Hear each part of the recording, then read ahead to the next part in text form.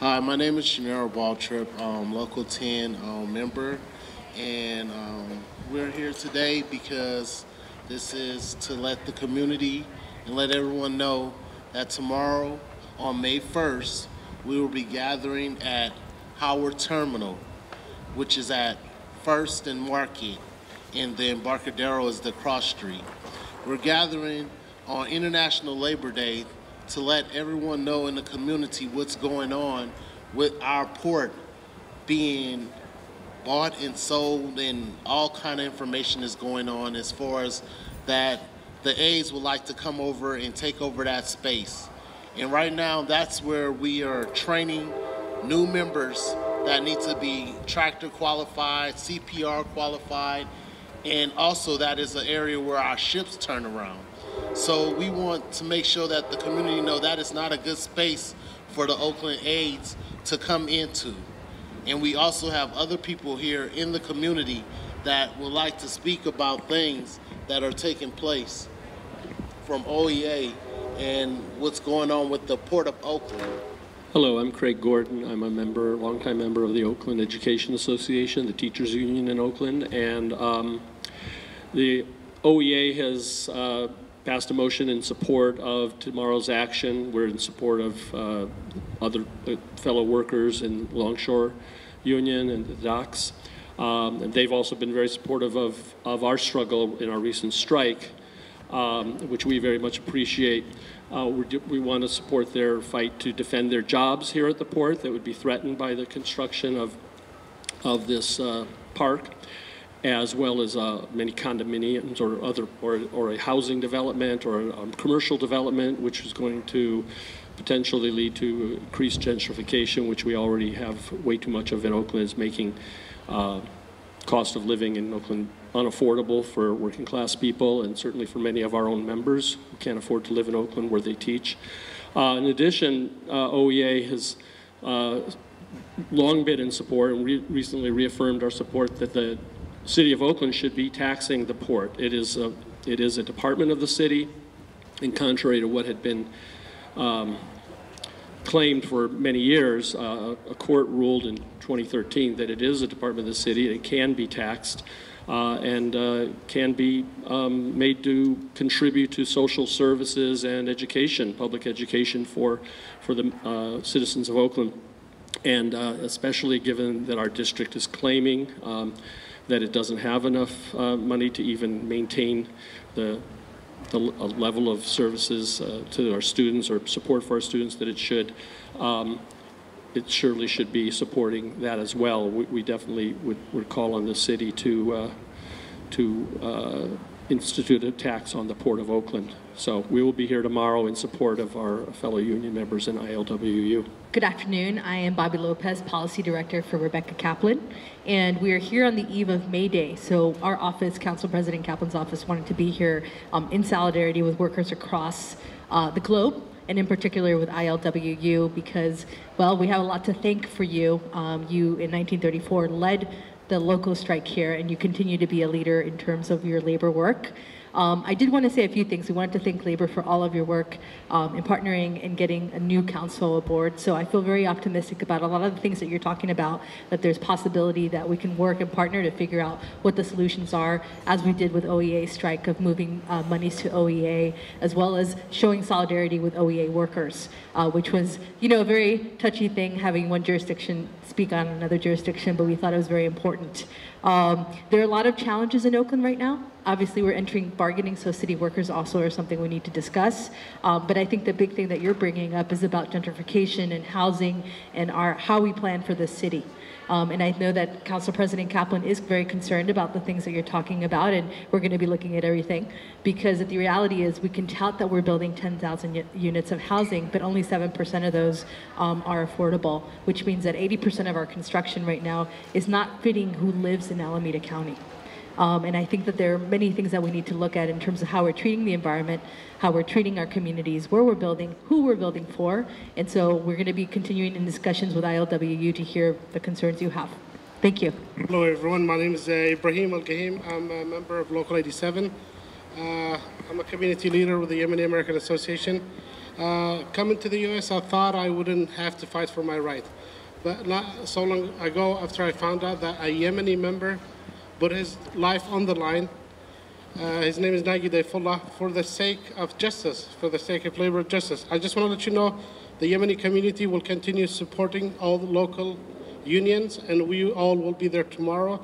And I want to talk to our community. They should be there tomorrow, and we will support you guys tomorrow. We'll be there.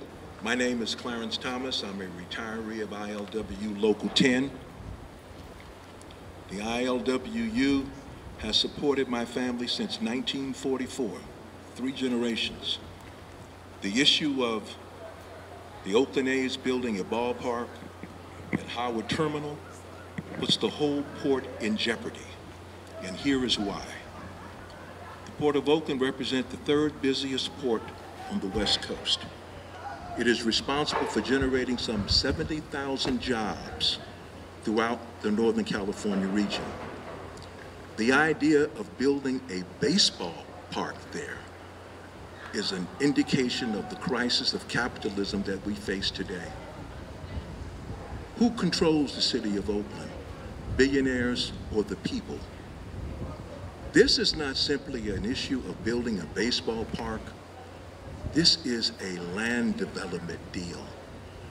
Not only do the A's want to build a baseball park at Howard Terminal, an industrial site that has been used for maritime purposes for over a century, they want to take the site where they currently play baseball and develop that for commercial development and housing. They also want to build not only a ballpark at Howard Terminal, but also 3,000 to 4,000 units of condominium housing. They're saying that this is going to be affordable housing. But if we look at what's going on at the Brooklyn Basin, which is right next door to a former terminal of ours called 9th Avenue, those units go for $2,500 to $4,000 a month. The units that they will be building at the Port of Oakland will be skybox condominiums so people can watch the ball game from their condominiums. This is also an issue of displacement, gentrification, and the privatization of the Port of Oakland. These jobs that are generated by the Port of Oakland pay living wages with benefits. I've been reminded that the workers who work at the Coliseum are also union workers, and we respect that. But we also know what it takes to live here in the Bay Area. I want to also point out something to you about the significance of May Day. It was in 2004 when ILWU Local 10 initiated the Million Worker March, which is the shirt that I'm wearing today. We assembled at the Lincoln Memorial where Dr. King spoke. One of the issues that we raised that day was the issue of workers' rights, the ability to put people before profits. And we called for the reclaiming of May Day. In 2008, ILWU Local 10 shut down all 29 ports on the West Coast, not for a strike for wages or for benefits, but to oppose U.S. foreign policy, specifically the war in Iraq and the war in Afghanistan. Since 2015, we have shut down the Port of Oakland in commemoration of May Day. That's the real workers' Labor Day in this country. That's how we got the 8-hour workday. People fought and died for that right. The slogan was 8 hours a day and no cut in pay. Doesn't that remind you of something about $15 an hour today? People fought and died for that, and all over the world, workers celebrate the sacrifice made by the martyrs in Chicago who were put up on false charges at the Haymarket. In conclusion, I would like to say this. John Fisher, who owns the Oakland A's and also owns the Gap, is also a major contributor and supporter of charter schools. Is this not surprising? Privatization of public institutions, our public schools, which represents the foundation of our democracy. Charter schools, privatization of the Port of Oakland, gentrification. These are issues that not only affect longshore workers, they affect the working class. This is a working class issue.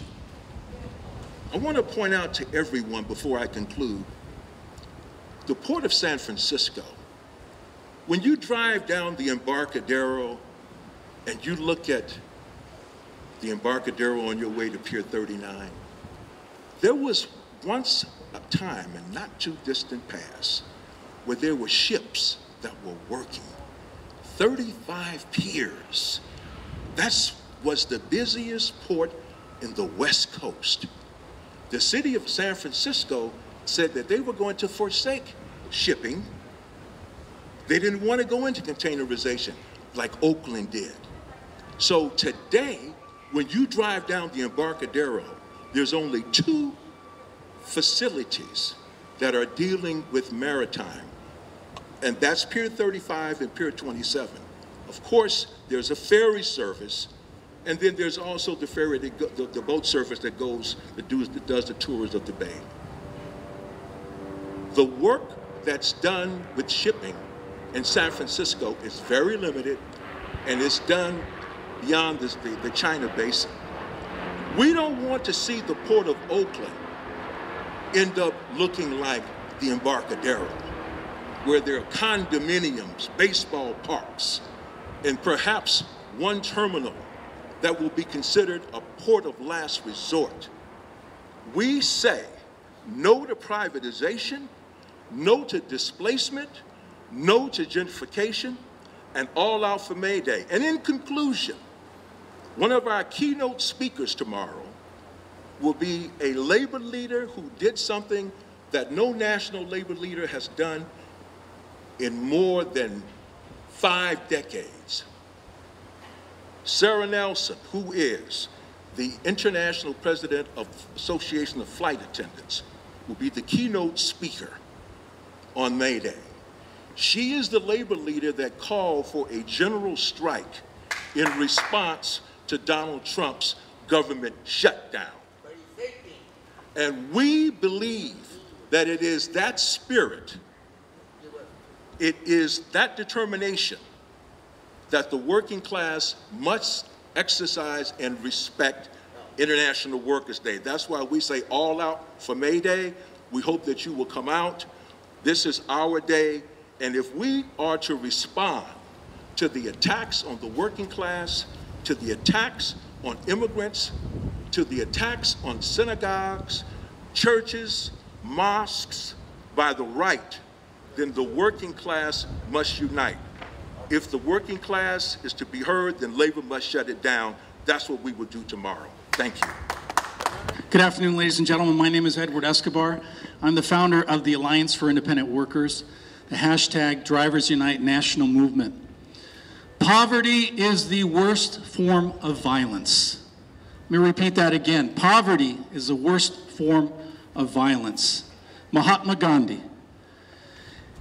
Privatization of public transportation, the public transportation is a public trust.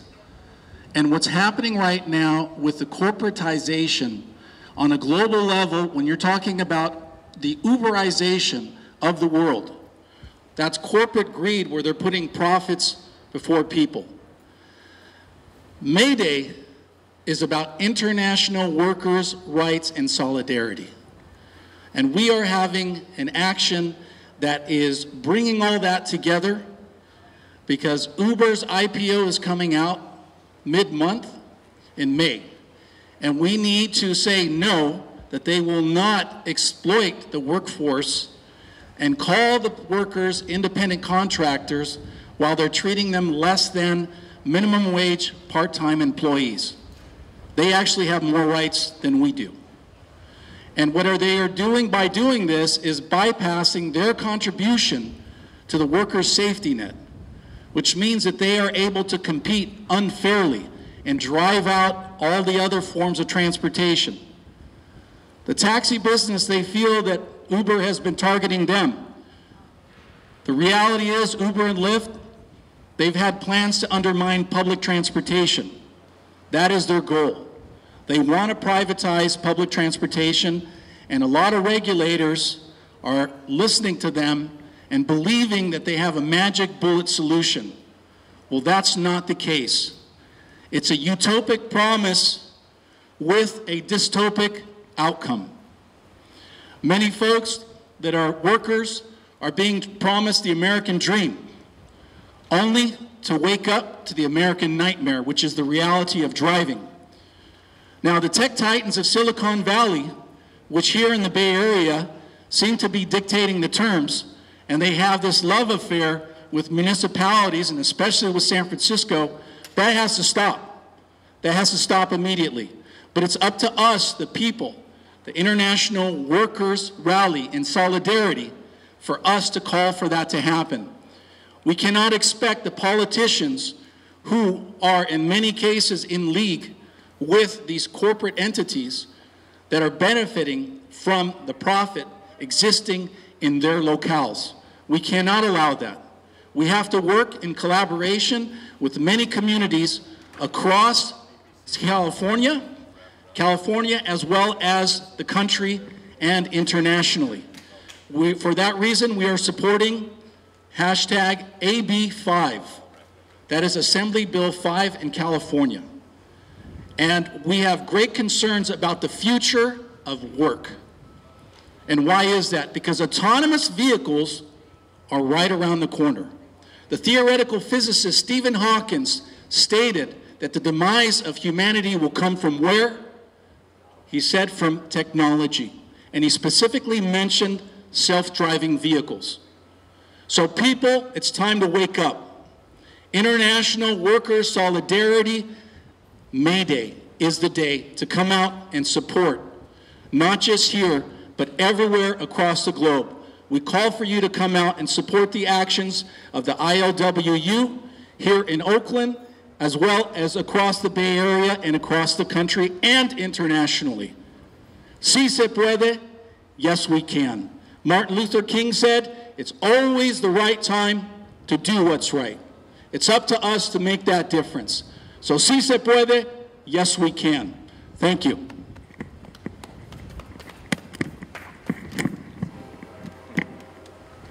Just to wrap up, I'm Stan Woods with the May Day Coalition also. Urge everyone to come out tomorrow at Howard Terminal at 11 a.m. at First and Market, Pier 67 and 68 for the ILWU initiated rally. Approximately 12:30 to 1, we'll be marching down to Oscar Grant Plaza. We'll be joining the rally and march initiated by Sin Fronteras, an immigrant rights group. So hopefully everybody can make it to help honor International Workers' Day, May Day. Thank you.